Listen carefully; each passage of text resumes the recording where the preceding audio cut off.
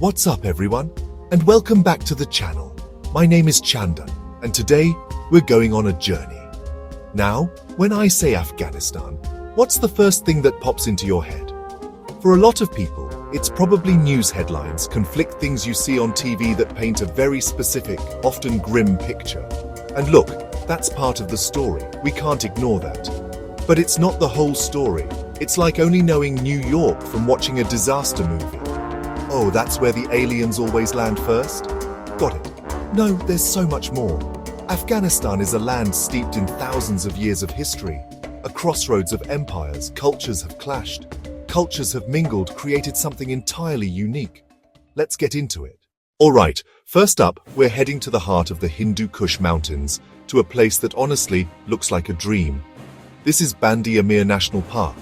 Now, I've seen some beautiful places, but this is on another level. Imagine a series of 6 deep blue lakes, separated by natural dams made of travertine. Close up, travertine looks like something out of a fantasy novel.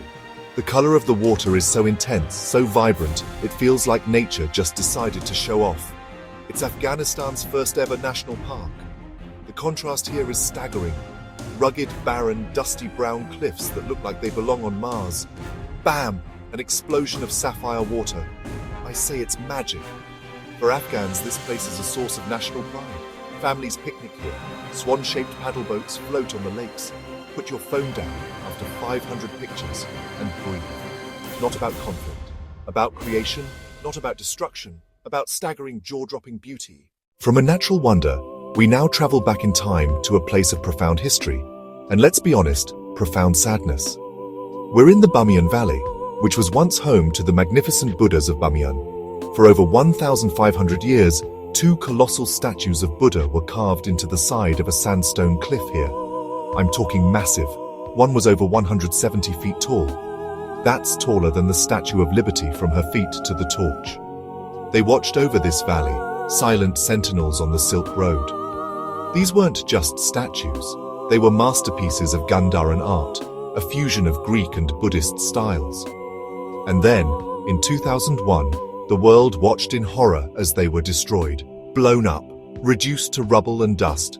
It was a senseless act, a cultural tragedy that reverberated across the globe. It was an attempt to erase history, to wipe out a symbol of a pre-Islamic past. In a stunning display of remembrance, 3D light projections resurrected the Buddhas in beams of light.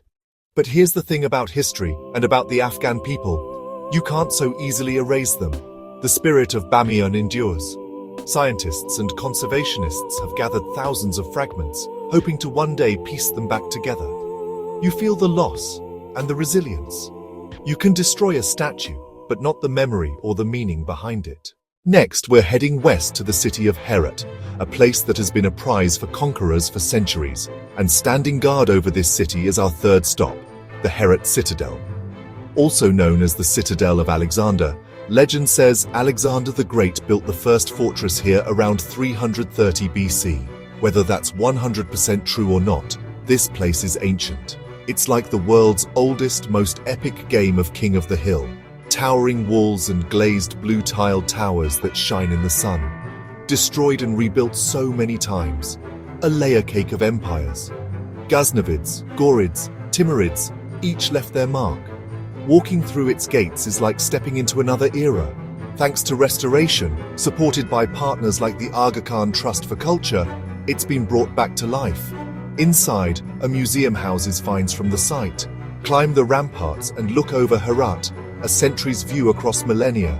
More than a fort, a cultural symbol for poets, artists, and scholars. It defended a city. Now it defends memory and heritage. A must-see.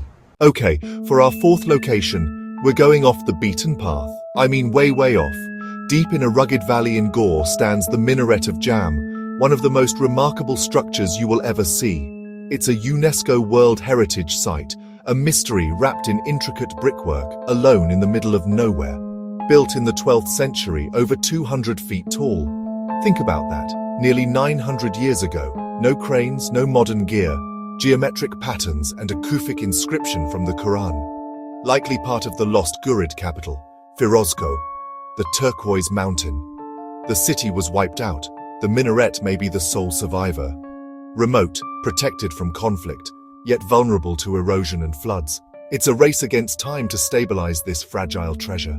Visiting is a true adventure, a hauntingly beautiful witness to the rise and fall of empires. For our final stop, we're diving into the heart of modern Afghanistan, the capital city, Kabul.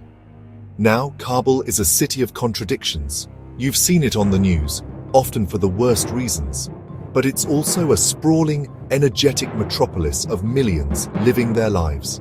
It's chaotic, it's noisy, it's dusty, but it's undeniably alive. To feel the pulse, go to the markets. The famous Kar Faroshi bird market. A narrow, bustling alleyway filled with the sound of birds, canaries, pigeons, parrots. It's a social hub, a tradition that has survived everything. Visit the gardens of Babur, a tranquil Mughal garden of terraces, fountains, and flower beds. The National Museum, looted, bombed, even burned, yet staff saved treasures like the Bactrian gold, cultural defiance at its most profound. So there you have it. From the impossible blue of Bandi Amir to the resilient heart of Kabul, it's a picture of Afghanistan that is rich, complex, and breathtakingly beautiful. These places are more than just tourist spots. They are chapters in a story thousands of years old. Testaments to artistic achievement, deep history, and natural wonders. A story of survival and beauty that endures against all odds. A heritage for all humanity. Of course, travel is complicated right now. We can't pretend it isn't, but understanding a place, appreciating its culture, recognizing its beauty, that's the first step. These wonders are still there, waiting, a promise of what was, and a hope for what can be again. Which of these incredible spots captured your imagination the most? Let me know in the comments which one you'd love to visit one day. I'd genuinely love to hear your thoughts. If you enjoyed this journey, please hit that like button and subscribe for more.